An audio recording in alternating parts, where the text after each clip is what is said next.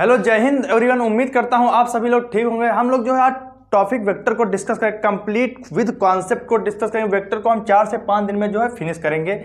Vector ये NDA 2022 के लिए ओनली बेस्ड ऑन एनडीए। तो आप एनडीए वाले जो भी स्टूडेंट जिनका एग्जाम 10 अप्रैल को लगा वो इस क्लास को कंप्लीट वॉच करिए। तो देखिए वेक्टर होता क्या है। सबसे पहले बात करता हूँ वेक्टर क्या है। तो आपके सामने पहली जो हमने हेडिंग लिखी बेसिक ऑफ वेक्टर, यही पूछा गया वेक्टर होता क्या है। मान लिया एक वेक्टर ये है, आप सोच रहे हैं सर आपने ये एरो बना दे, पर ये क्या है, वेक्टर है। मान लिया ये एक वेक्टर क्या है, ए,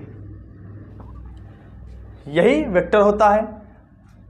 तो आप अब वेक्टर में एक बात याद हमेशा, उसमें डायरेक्शन और मैग्नीट्यूड दोनों होते हैं। मैग्नीट्यूड को हम लोग कैसे डिफाइन करें, ये वेक्टर की डायरेक्शन हो गई और ये इसका मैग्नीट्यूड हो गया, magnitude of a vector A. तो ये अब जैसे आपके सामने कोई वेक्टर मैंने दे दिया, एक वेक्टर ए दिया हुआ है, एक्स आई कैप प्लस वाई जे कैप प्लस जेड के कैप। मान लिया ये आपके सामने कोई वेक्टर दिया है। आज से कह दे इसका मैग्नीट्यूड कितना होगा, या पूछ दे आपसे इसकी लेंथ कितनी होगी, तो आप सिंपल सा इसका क्या कर देना, इस प्रकार से क्या कर देना, कोएफिशिएंट ऑफ आई का स्क्वायर प्लस कोएफिशिएंट ऑफ जे का स्क्वायर प्लस कोएफिशिएंट ऑफ के का स्क्वायर कर देना। आपके सामने इसका जो होगा मैग्नीट्यूड निकल कर आएगा।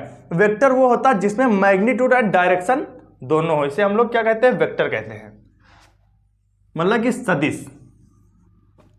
तो ये होगा जैसे फोर्स, बल क्या होता है, एक वेक्टर राशि है। तो हम लोग क्या करते हैं, बल उसमें जो डायरेक्शन भी होती है उसका मैग्नीट्यूड भी होता है। जैसे आपने फोर्स इस तरफ लगाया, आपने फिजिक्स में इस चैप्टर को क्लास 11th में अच्छे से पढ़ा होगा। तो आपके सामने दूसरी मैंने हेडिंग लिख रखी थी, यूनिट वेक्टर क्या होता है माय डियर स्टूडेंट।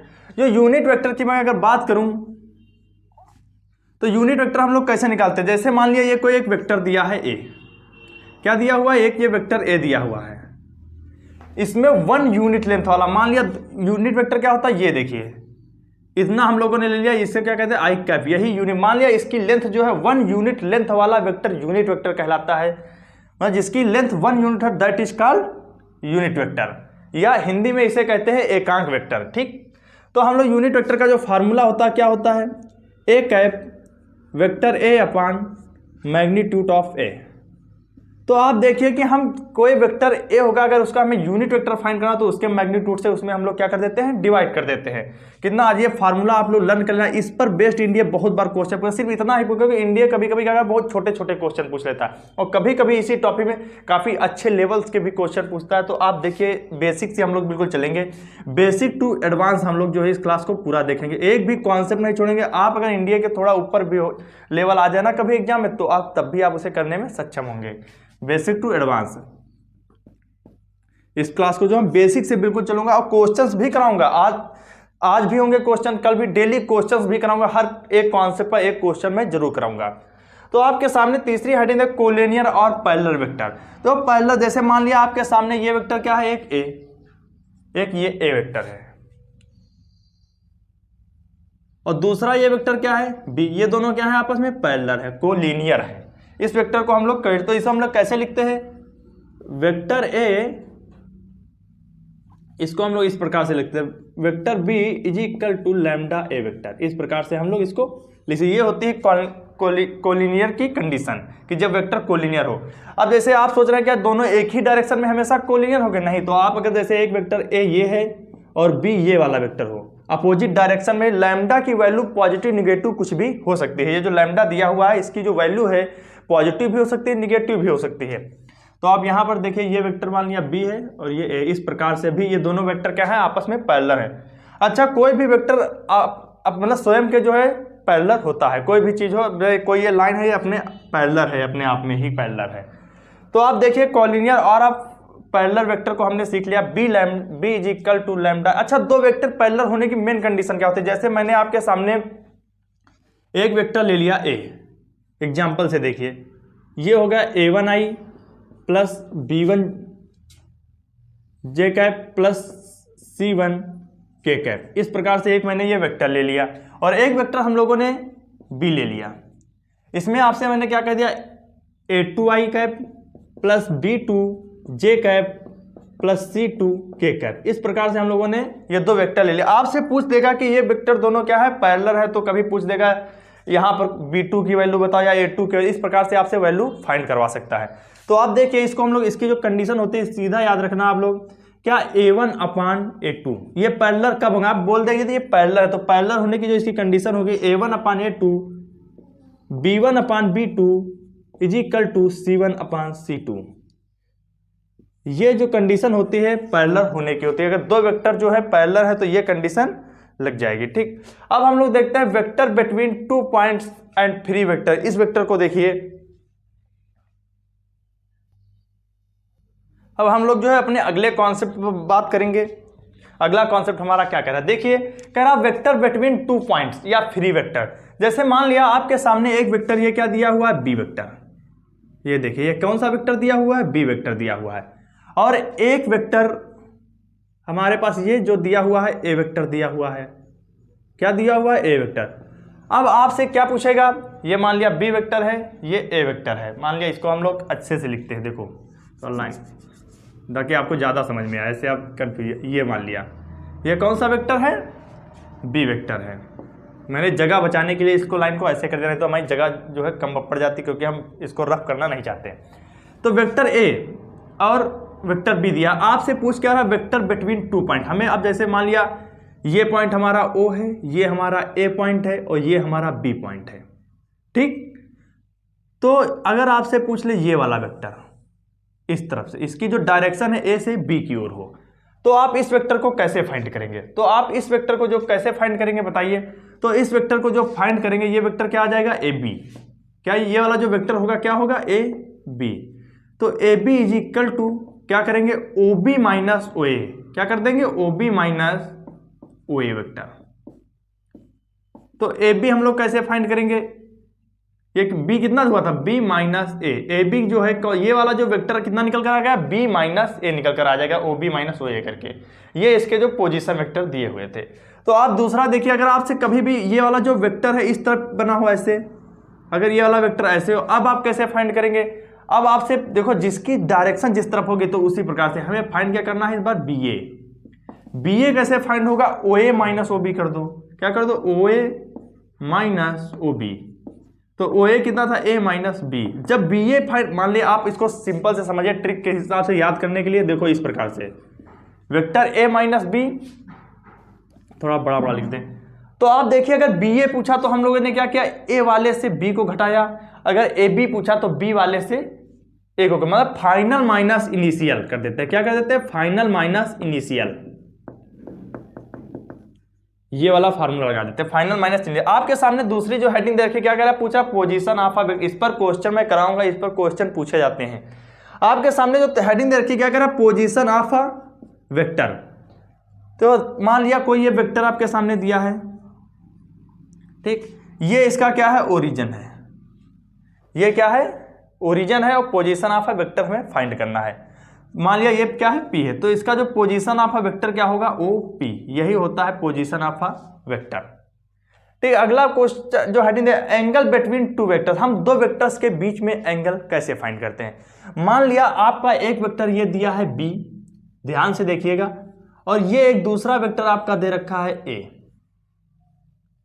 ठीक, अब हमें इन दोनों वेक्टरों के बीच में क्या फाइंड करना, एंगल फाइंड करना। तो हम लोग क्या करें, ये जो है इसको उठाकर हम लोग इस पर रख के देखिए, देखना इस प्रकार से रख लीजिए इसको, ये दूर दूर दिए पर इनको हम लोग क्या करेंगे, ऐसे रख लीजिए। अब भी देखना आपको एंगल पता चले, ऐसे ये जो वेक्टर था ए था और ये वाला वेक्टर जो था बी था, तो इसके बीच जो एंगल बनेगा क्या बनेगा, थीटा। यही इस प्रकार से हम लोग दो वेक्टरों के बीच जो है एंगल फाइंड करते हैं। अब हम देखते हैं अपनी अगली स्लाइड पर क्या कॉन्सेप्ट दे रखे हैं। आज हम लोग कॉन्सेप्ट को पहले पढ़ेंगे, फिर क्वेश्चंस को करेंगे, और वीडियो को जो है कंप्लीट वॉच करना।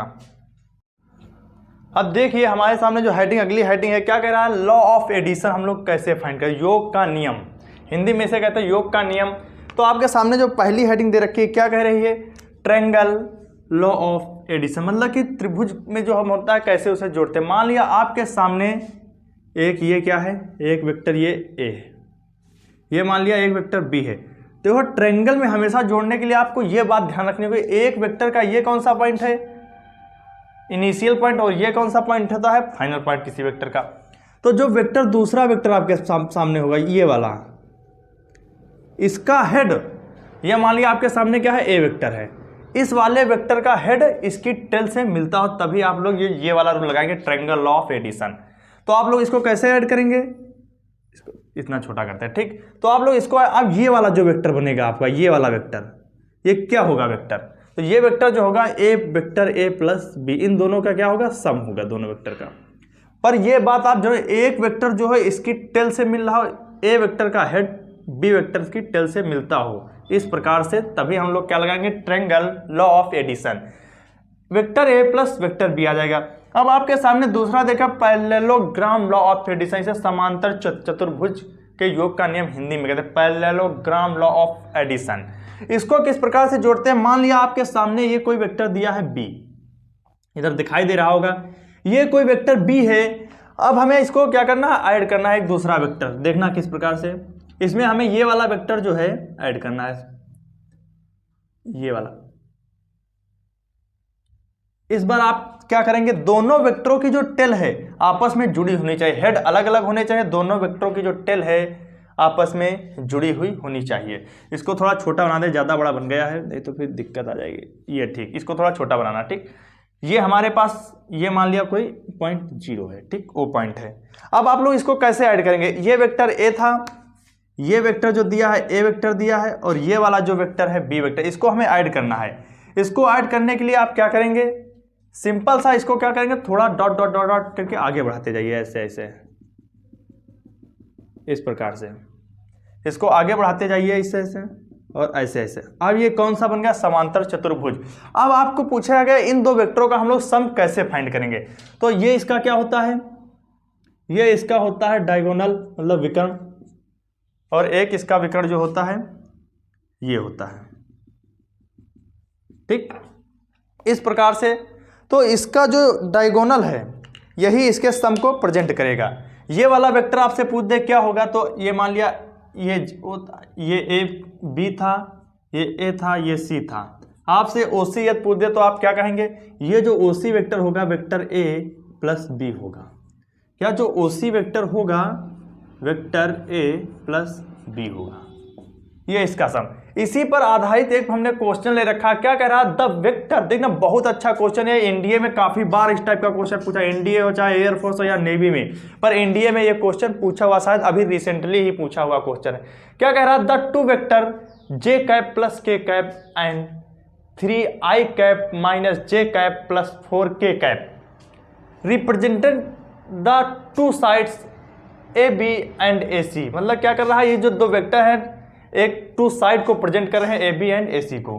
फिर आप क्या, respectively of a triangle A B C the length of the median through edge. मतलब कि हमें जो माध्यिका की लंबाई, हिंदी वाले समझे, इसमें जो हमें ए माध्यिका, एक ए से माध्यिका की लंबाई ज्ञात करनी, मीडियन का मतलब लंबाई। दो वेक्टर, देखो हिंदी वाले ध्यान से समझे, दो वेक्टर दिए हुए थे जो दो साइडों को प्रेजेंट कर रहे थे, क्या कर रहे थे, ए बी एंड ए सी को प्रेजेंट कर रहे थे, और हमें त्रिभुज दिया ए बी सी में लेंथ फाइंड करनी थी मीडियन की। तो आप इस रूल पर इस क्वेश्चन को कर सकते हैं, बहुत ही इजी पड़े। देखिए आपको मैं पहले कॉन्सेप्ट बता रहा हूँ, बात को इस क्वेश्चन को करा रहा हूँ, आप आसानी से, मैं कॉन्सेप्ट बता दूंगा, आप इस क्वेश्चन को कर लेंगे। आपने देखा इसका ये जो सम होता है ए प्लस बी होता है, ओ सी का जो सम निकला, इसके विकर्ण का डायगोनल जो होगा, इन दोनों वेक्टरों के सम को जो होगा डायगोनल प्रेजेंट करें। जब वेक्टर दोनों वेक्टरों के टेल जुड़े तो हम लोग उसे समांतर चतुर्भुज यानी कि पैरेलल लॉ ऑफ एडिशन से जोड़ते हैं। आप अब इसको समझिए, जैसे आपने लिया था ये वेक्टर क्या था, ये वेक्टर आपके सामने बी वेक्टर था, और ये वेक्टर आपके सामने ए वेक्टर है। अब हमको क्या करना है, इनको क्या करना है, ऐड करना है दोनों को। तो आपने इसको ऐड किया इस प्रकार से, इस प्रकार से, ठीक। तो आपका ये जो डायगोनल था, ये ए प्लस बी निकल कर आया था, कितना निकला था, ए प्लस बी निकलेगा, क्योंकि जो डायगोनल ही होगा इनका दोनों का क्या करेगा, ए प्लस बी के सम को प्रेजेंट करेगा। अब देखिए एक विकर्ण ये देखो, अब ये वाला जो पॉइंट होगा, मान लिया ये पॉइंट क्या हुआ, ओ पॉइंट, तो इस पॉइंट पर जो कम, देखिए अब यहां से क्या बन रहा है, एक ट्रायंगल बन रहा है, ये देखिए। अब ट्रायंगल आपको मैं दूसरे मार्कर से दिखाता हूं, ये वाला, अब ये इतना क्या बन गया,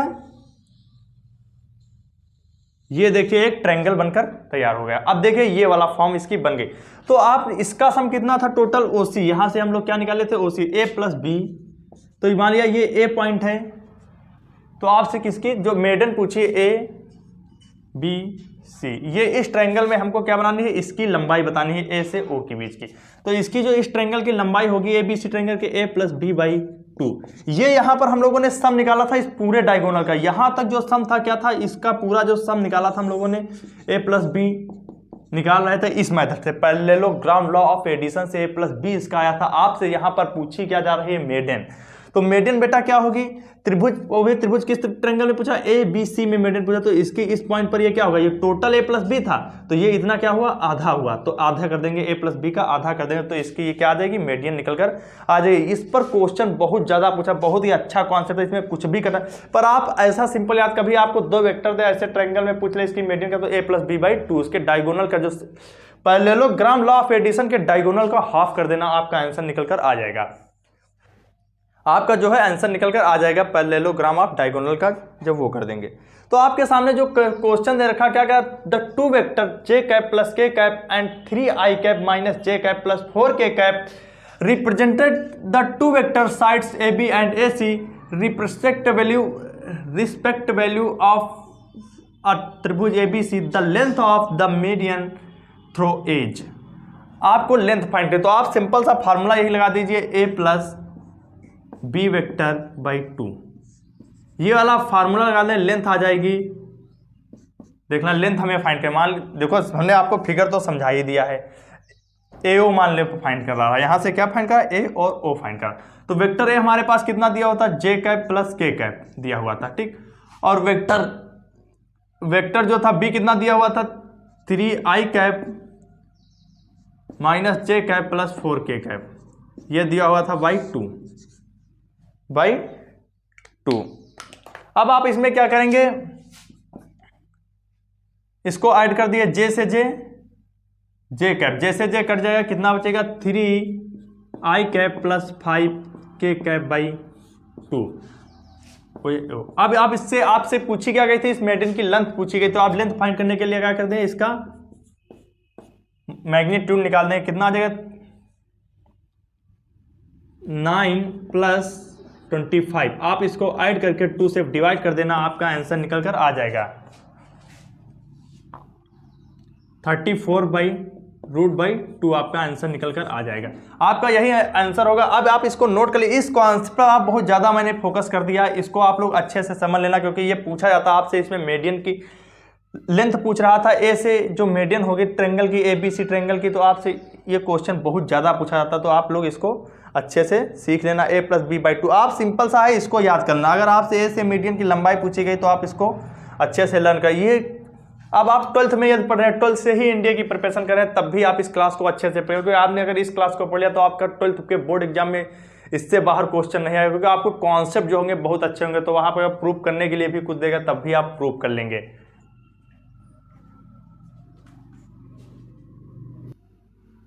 तो आज की क्लास हम लोग यहीं पर समाप्त करते हैं। जय हिंद, राधे राधे आप सभी को, जय हिंद। इस क्लास को एंड तक देखना और वीडियो को ज़्यादा से ज़्यादा शेयर करना, लाइक एंड सब्सक्राइब जरूर कर लेना।